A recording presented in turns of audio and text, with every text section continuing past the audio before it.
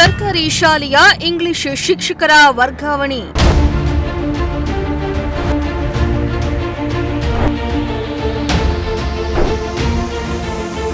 ಶಿಕ್ಷಕರ ವರ್ಗಾವಣೆಯಿಂದ ಕಂಗಾಲಾದ ಪೋಷಕರು. ಸರ್ಕಾರಿ ಶಾಲೆ ಉಳಿಸಿ ಅಭಿಯಾನ ಮಾಡ್ತೀರಾ. ಇಲ್ಲಿ ಸರ್ಕಾರಿ ಶಾಲೆ ಹಾಳು ಮಾಡೋ ಮಟ್ಟಕ್ಕೆ ಇವತ್ತು ಒಂದು ಆದೇಶವನ್ನು ತಂದಿರತಕ್ಕಂಥದ್ದು. ಇದು ಯಾವುದೇ ಕಾರಣಕ್ಕೂ ಸರ್ಕಾರಿ ಶಾಲೆ ಉಳಿಯಲ್ಲ. ಈ ಸರ್ಕಾರಿ ಶಾಲೆಯನ್ನು ನಾವು ಮುಚ್ಚಿ ಬೀಗ ಹಾಕಿ ನಾವು ಬಿಒ ಸರ್ಕಾರಿಗೆ ಬೀಗ ಕೊಡ್ತೀವಿ. ನೀವು ನಡೆಸೋಗಿ ಶಾಲೆಯ ಮೋಹನ್ ಮಾಸ್ಟರ್ ಬೇಕೆಂದು ಪಟ್ಟು ಹಿಡಿದ ಗ್ರಾಮಸ್ಥರು. ಸರ್ಕಾರಕ್ಕೆ ಇಷ್ಟೇ ಕೇಳ್ಕೊಳ್ಳೋದು, ಕೈ ಮುಗಿದ್ಬೇಕಾದ್ರೆ 101 ನಮಗೆ 30 ಸಾವಿರ ಬೇಕೇ ಬೇಕು. 30 ಸಾವಿರ ಇಲ್ಲ ಅಂತಂದ್ರೆ ಸ್ಕೂಲ್ ಮುಚ್ಚೋಗೋದಂತೂ ಗ್ಯಾರಂಟಿ.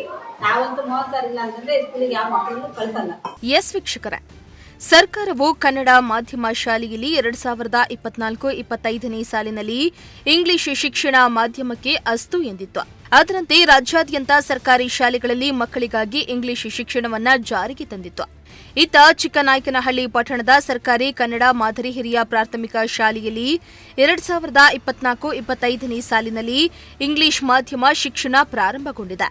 ಬಡ ಶ್ರಮಿಕ ಕೂಲಿ ಕಾರ್ಮಿಕ ವರ್ಗದ ಮಕ್ಕಳಿಗೆ ಖಾಸಗಿ ಶಾಲೆಗಳ ಡೊನೇಷನ್ ಭರಿಸಲು ಸಾಧ್ಯವಿಲ್ಲ ಎಂಬುದನ್ನು ಮನಗಂಡು ಸ್ಥಳೀಯ ಎಸ್ಡಿಎಂಸಿ ಹಾಗೂ ಶಾಸಕರಾದ ಸಿಬಿ ಸುರೇಶ್ ಬಾಬು ಅವರ ಶಿಫಾರಸ್ಸಿನಿಂದ ಈ ಶಾಲೆಗೆ ಇಂಗ್ಲಿಷ್ ಮಾಧ್ಯಮ ಮಂಜೂರಾಗಿದೆ.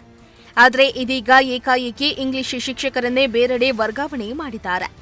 ಇದರಿಂದ ಮಕ್ಕಳು, ಪೋಷಕರು, ಎಸ್ಡಿಎಂಸಿ ಸದಸ್ಯರು ಕಂಗಾಲಾಗಿದ್ದಾರೆ.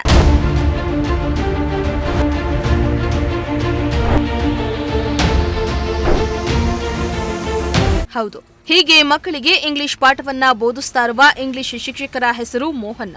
ಇವರ ಬೋಧನಾ ಕ್ರಮವನ್ನ ನೋಡಿದ ಪೋಷಕರು ತಮ್ಮ ಮಕ್ಕಳು ಮೋಹನ್ ಅವರ ಬಳಿ ಕಲಿತರೆ ಉನ್ನತ ಸ್ಥಾನಕ್ಕೆ ಬೆಳಿತಾರೆ ಅಂತ ಪೋಷಕರು ತಮ್ಮ ಮಕ್ಕಳನ್ನ ಈ ಶಾಲೆಗೆ ಸೇರಿಸಿದ್ರು. ಆದ್ರೆ ಇದೀಗ ಇಂಗ್ಲಿಷ್ ಶಿಕ್ಷಕರನ್ನೇ ವರ್ಗಾವಣೆ ಮಾಡಿರುವುದು ಪೋಷಕರು ಕಂಗಾಲಾಗುವಂತೆ ಮಾಡಿದೆ.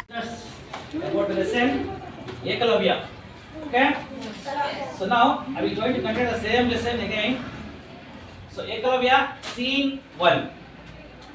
Dronacharya's ashram. Drona is standing under a tree surrounded by the Pandavas and the Kaurava princess. What is the meaning of princess? Rajakumar. Next, Drona, I am very glad, my dear boys, you have learned all the tricks of archery that I have taught. So Drona said that Drona already taught every skills of archery. So but Arjuna said that we know only aim at an object seen at a distance. You have not yet taught us the art of shooting at an unseen. Mohan ಅವರ ಕಾರಣಕ್ಕೆ ಪೋಷಕರು ತಮ್ಮ ಮಕ್ಕಳನ್ನ ಖಾಸಗಿ ಶಾಲೆಯಿಂದ ಸರ್ಕಾರಿ ಶಾಲೆಗೆ ಸೇರಿಸಿದ್ರು. ಈಗಾಗಲೇ ಎಲ್ಕೆಜಿಯಿಂದ 7ನೇ ತರಗತಿವರೆಗೂ ಸುಮಾರು 130 ವಿದ್ಯಾರ್ಥಿಗಳು ವಿದ್ಯಾಭ್ಯಾಸ ಮಾಡ್ತಿದ್ದಾರೆ. ವಿಶೇಷವಾಗಿ 2025-26ನೇ ಸಾಲಿಗೆ 21 ಮಕ್ಕಳು ಹೊಸದಾಗಿ ಇಂಗ್ಲಿಷ್ ಮೀಡಿಯಂಗೆ ದಾಖಲಾದ್ರು. ಇಂತಹ ಸಂದರ್ಭದಲ್ಲಿ ಈ ಶಾಲೆಯಲ್ಲಿ ಇಂಗ್ಲಿಷ್ ಭಾಷೆ ಬೋಧಿಸ್ತಾ ಇರುವ ಮೋಹನ್ ಶಿಕ್ಷಕರನ್ನ ಹೆಚ್ಚುವರಿ ಪಟ್ಟಿಗೆ ಸೇರಿಸಿರುವುದು ಪೋಷಕರು ಮತ್ತು ಸಾರ್ವಜನಿಕರ ಆಕ್ರೋಶಕ್ಕೆ ಕಾರಣವಾಗಿದೆ.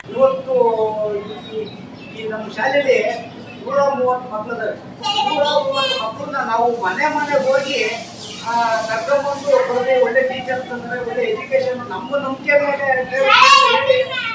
ಕರ್ಕೊಂಡ್ಬಂದು ಸೇರಿಸಿದ್ವಿ. ಇವತ್ತು ಸರ್ಕಾರ ಏಕಾಏಕಿ ನಮ್ಮ ಇಂಗ್ಲಿಷ್ ಟೀಚರ್ ಅವ್ರನ್ನ ಏಕಾಏಕಿ ಕೌನ್ಸಿಲಿಂಗ್ ಹಾಕಿದೆ. ಕೌನ್ಸಿಲಿಂಗ್ ಹಾಕಿರೋದ್ರಿಂದ ನಮಗೆ ಬಹಳ ತುಂಬಾ ಬೇಜಾರಾಗಿ ಮುಂದೆ ಹೆಂಗಪ್ಪ ನಾವು ಈ ಶಾಲೆಯ ಇಂಗ್ಲಿಷು ಟೀಚಿಂಗ್ ಮಾಡೋದು. ಮೇಲಾಗಿ ನಮ್ಗೆ ಇಂಗ್ಲಿಷು ಮೀಡಿಯಂ ಆಗಿರೋದ್ರಿಂದ ಹಂಗಾಗಿ ಹೆಂಗಪ್ಪ ಈಗ ನಾವು ಇಂಗ್ಲಿಷ್ ಟೀಚರ್ ಇಲ್ದಲೇ ನಾವು ಸ್ಕೂಲ್ ನಡೆಸೋದಂಗೆ. ಆಮೇಲೆ ಒಂದು ಪೇರೆಂಟ್ಸ್ ಕ್ಯಾಕ್ ಕೊಡ್ತೀವಿ ಮಕ್ಕಳಿಗೆ ಮುಂಚೆ ನಮ್ಮನ್ನೆಲ್ಲವ ನಮ್ಮ SDMCನ ಮನೆ ಬಾಕಿ ಬಂದು ಸೇರ್ತಿರಲ್ಲ ಯಾವತ್ತ ಇವತ್ತು ನಮ್ಮ ಮಕ್ಕಳು ಭವಿಷ್ಯ ಮಾಡಿರಲ್ಲ ಅಂತ ಅನ್ನೋದಕ್ಕಿಂತ ಮುಂಚೆ ಸರ್ಕಾರ ಮತ್ತು ಇಲಾಖೆ ಎಚ್ಚೆತ್ಕೊಂಡು ದಯವಿಟ್ಟು ಕೈ ಮುಗಿದು ಕೇಳ್ಕೊಂತೀವಿ, ಏನಾರ ಮಾಡಿ ನಮ್ಮ ಮಕ್ಕಳನ್ನ ಇಲ್ಲೇ ಉಳಿಸ್ಕೊಡ್ಬೇಕು ಅಂತ ಹೇಳಿ ಕೇಳ್ಕೊಂತ ಇದ್ದೀವಿ. ಇದು ಸರ್ಕಾರ ಏನ್ ಮಾಡ್ತಾ ಇದೆ ಅಂದ್ರೆ ಕನ್ನಡ ಶಾಲೆಯನ್ನು ಉಳಿಸ್ಬೇಕು, ಕನ್ನಡ ಶಾಲೆಯನ್ನು ಬೆಳೆಸಬೇಕು ಅಂತ ಬೇಕಾದಷ್ಟು ಅಭಿಯಾನ ಮಾಡಿ ಬೇಕಾದಷ್ಟು ಅಮೌಂಟ್ನ ನೀವು ಖರ್ಚು ಮಾಡ್ತಾ ಇದ್ದೀರಿ ಸರ್ಕಾರದಿಂದ. ಆದರೆ ಈ ಸರ್ಕಾರ ಸಹ ಉಳಿಬೇಕು ಅಂತ ನಮ್ಮ ಸಮುದಾಯವೇ ಯುವ ಪೀಳಿಗೆನೇ ನಾವು ಇವತ್ತು ಹೋರಾಟ ಮಾಡ್ತಾ ಇದ್ದೀವಿ. ಏನು 140 ಜನ ಇದ್ರೆ ಮಾತ್ರ ಇಂಗ್ಲಿಷ್ ಟೀಚರ್ ಇರಲಿ ಅಂತ ನೀವು ಹೇಳ್ತಿದ್ದೀರಾ. ಈಗ ಸರ್ಕಾರದ ಆದೇಶ ಅಂತ ನೀವು ಹೇಳ್ತಾ ಇದ್ದೀರಾ. ಮಾನ್ಯ ಸರ್ಕಾರಕ್ಕೂ ಹೇಳ್ತಾ ಇದ್ದೀನಿ, PO ಸರ್ ಹೇಳ್ತಾ ಇದ್ದೀನಿ. 140 ಈ ಒಳಗಿರ್ತಕ್ಕಂಥ ಮಕ್ಕಳು ಅವ್ರು ಇಂಗ್ಲೀಷ್ ಕಲಿಬಾರ್ದ? ನಿಮ್ಮಲ್ಲಿ ಈ ಭೇದ ಭಾವ, ಈ ತಾರತಮ್ಯ ಯಾಕೆ? ಬಟ್ ನಮ್ಮ ಶಾಲೆಯಲ್ಲಿ ಮೋಹನ್ ಸರ್ ಬಿಟ್ಟರೆ ಬೇರೆ ಯಾರು ಇಂಗ್ಲೀಷ್ ಟೀಚರ್ ಇಲ್ಲ. ಇದ್ರೆ ನೀವು ಅವ್ರು ತಗೊಂಬಿಡಿ, ಹೆಚ್ಚುವರಿ ಆದ್ರೆ ನೀವು ತಗೊಂಡು ನಾವು ಬೇಡ ಅಂತ ಹೇಳ್ತಾ ಇಲ್ಲ. ಬಟ್ ಇಲ್ಲಿ ಏನಾಗಿದೆ ಅಂದರೆ ಸರ್ಕಾರಿ ಸೌಲಭ್ಯ ಏನಿದೆ ಭಾಳ ಪೋಲಾಗ್ತಾ ಇದೆ. ಹೆಂಗೆ ಪೋಲಾಗ್ತಾ ಇದೆ? ಸರ್ಕಾರಿ ಶಾಲೆ ಉಳಿಸಿ ಅಂತ ಅಭಿಯಾನ ಮಾಡ್ತೀರಾ. ಇಲ್ಲಿ ಸರ್ಕಾರಿ ಶಾಲೆ ಹಾಳು ಮಾಡೋ ಮಟ್ಟಕ್ಕೆ ಇವತ್ತು ನೀವು ಒಂದು ಆದೇಶವನ್ನು ತಂದಿರ್ತಕ್ಕಂಥದ್ದು. ಇದು ಯಾವುದೇ ಕಾರಣಕ್ಕೂ ಸರ್ಕಾರಿ ಶಾಲೆ ಉಳಿಯಲ್ಲ. ನೀವು ದಯಮಾಡಿ ಇದರ ಬಗ್ಗೆ ಸರ್ಕಾರವೇ ಆಗಲಿ, ಸಂಬಂಧಪಟ್ಟ ಇಲಾಖೆ ಅಧಿಕಾರಿಗಳೇ ಆಗಲಿ ಈ ಒಂದು ಆದೇಶವನ್ನು ಹೊರತುಪಡಿಸಿ ತೆಗೆದಾಕಿ. ಇಲ್ಲ ಅಂದರೆ ಇದಕ್ಕೆ ಬೇಕಾಗಿರ್ತಕ್ಕ ಮಾಡಿಫಿಕೇಶನ್ ಮಾಡಿ, ಅಂದರೆ ತಿದ್ದಬಹುದು. ಇವತ್ತು ಕಾನೂನು ಮಾಡೋನು ಮನುಷ್ಯ, ಆ ಕಾನೂನನ್ನು ತಿದ್ದಂಥದ್ದು ನಮ್ಮಲ್ಲೇ ಇದೆ, ಅಂದರೆ ಅಧಿಕಾರಿಗಳಲ್ಲಿದೆ. ನಿಮ್ಮ ಆದೇಶದ ಮೇಲೆ ಸರ್ಕಾರ ಕಾನೂನನ್ನು ಚೇಂಜ್ ಮಾಡುತ್ತೆ. ದಯಮಾಡಿ ಈ ವಿಚಾರದ ಬಗ್ಗೆ ಬಹಳ ಗಾಢವಾಗಿ ನೀವು ಯೋಚನೆ ಮಾಡಬೇಕಾಗಿದೆ. ಸರ್ಕಾರವೇ ಆಗಲಿ, ಸಂಬಂಧಪಟ್ಟ ಶಿಕ್ಷಣ ಇಲಾಖೆನೇ ಆಗಲಿ. ಇಲ್ಲ ಅಂದರೆ ಈ ಸರ್ಕಾರಿ ಶಾಲೆಯನ್ನು ನಾವು ಮುಚ್ಚಿ ಬೀಗ ಹಾಕಿ ನಾವು ಸರ್ಕಾರಿಗೆ ಬೀಗ ಕೊಡ್ತೀವಿ, ನೀವು ನಡೆಸ್ಕೊಂಡೋಗಿ ಶಾಲೆಯ. ಯಾಕೆಂದ್ರೆ ನಾವು ಇಷ್ಟೊಂದು ಶ್ರಮ ಪಡೋಂಥದ್ದು ಏನಿಲ್ಲ. ಈ ಶಾಲೆ ಉಳಿಬೇಕು ಅಂತ ನಾವು ಬೇಕಾದಷ್ಟು ಇವತ್ತು ಕೂಲಿ ನಾಲಿ ಮಾಡೋರು ಸಹ ನಾವು ಈ ಶಾಲೆ ಉಳಿಸ್ಬೇಕು ಅಂತ ನಮ್ಮದೇ ಆಗಿರ್ತಕ್ಕಂಥ ಒಂದು ಸೇವೆ ಮಾಡಿದ್ದಾರೆ. ದಯಮಾಡಿ ನಾವು ಕೈ ಮುಗಿದು ಬೇಡ್ಕೊತಾ ಇದ್ದೀವಿ, ಈ ಶಾಲೆ ಉಳಿಸಿ. ನಮಗೆ ಇಂಗ್ಲೀಷ್ ಟೀಚರ್ ಬೇಕು. ಯಾಕೆಂದರೆ ಹೋದ ವರ್ಷ ಇಂಗ್ಲೀಷ್ ಶಾಲೆ ನಮಗೆ ಕೊಟ್ಟು, ಇಂಗ್ಲೀಷ್ ಮೀಡಿಯಂ ಕೊಟ್ಟು, ಈ ವರ್ಷ ಇಂಗ್ಲೀಷ್ ಟೀಚರ್ ನೀವು ತಗೊಂಡ್ಬಿಟ್ರೆ ನೀವು ತಟ್ಟೆ ಊಟಕ್ಕೆ ಇಟ್ಬಿಟ್ಟು ನೀವು ತಟ್ಟೆಯನ್ನು ತಗೊಂಡೋದು ಇನ್ನೂ ಮಟ್ಟ ಆಗಿದೆ ಇವತ್ತು.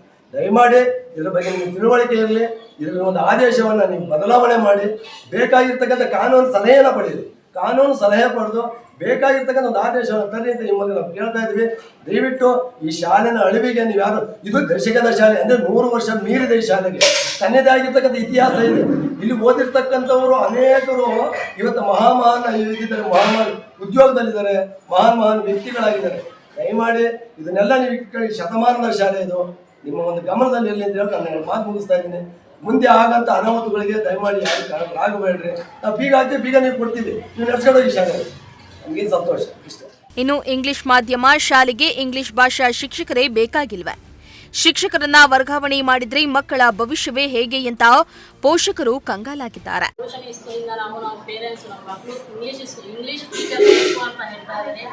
ಮಕ್ಕಳಿಗೆ ಫ್ಯೂಚರ್ ಚೆನ್ನಾಗಿರ್ಬೇಕು ಅಂದ್ರೆ ಮೋಹನ್ ಸರ್ ಇರಲೇಬೇಕು. ನಮಗೆ ಅವ್ರು ಮೋಹನ್ ಸರ್ ಇಲ್ಲ ಅಂದ್ರೆ ನಾವು ಬೇರೆ ಕಡೆ ಹಾಕ್ತೀವಿ. ಮಕ್ಕಳಿಗೆ ಎಲ್ಲಾ ಮಕ್ಕಳು ತೆಗೆದ್ಬಿಟ್ಟು ಸ್ಕೂಲ್ ಮುಚ್ಚ ಹಾಕಕ್ಕೆ ಪರಿಸ್ಥಿತಿ ತರೋದು ಬೇಡ. ನೀವೆಲ್ಲ ಸೇರಿಸ್ಕೊಂಡು ನೀವೆಲ್ಲ ಅನ್ಕೊಂಡು ಮೋಹನ್ ಸರ್ಗೆ ಇಲ್ಲೇ ಬಿಡಕ್ಕೆ ಹೇಳಿ. ನಾವು ಮೋಹನ್ ಸರ್ ತೆಗೆದ್ರೆ ನಾವು ಯಾರು ಮಕ್ಕಳಿಗೆ ಇಲ್ಲಿ ಕಳ್ಸಲ್ಲ. ನಾವು ಮುಸ್ಲಿಂ ಹಿಂದೂ ಜನ ಎಲ್ಲ ಇಬ್ರು ಬಂದೇದಿಂದ ಇದ್ದೀವಿ ನಾವು. ಅದು ಏನಾದರೂ ಭೇದ ಭಾವ ಆಗತ್ತೆ ಅಂದ್ರೆ ಮೋಹನ್ ಸರ್ ಇಲ್ಲ ಅಂದ್ರೆ ಭೇದ ಭಾವ ಆಗತ್ತೆ. ಮಕ್ಕಳು ಬೇರೆ ಬೇರೆ ಕಡೆ ಹೋಗ್ಬಿಡ್ತಾರೆ.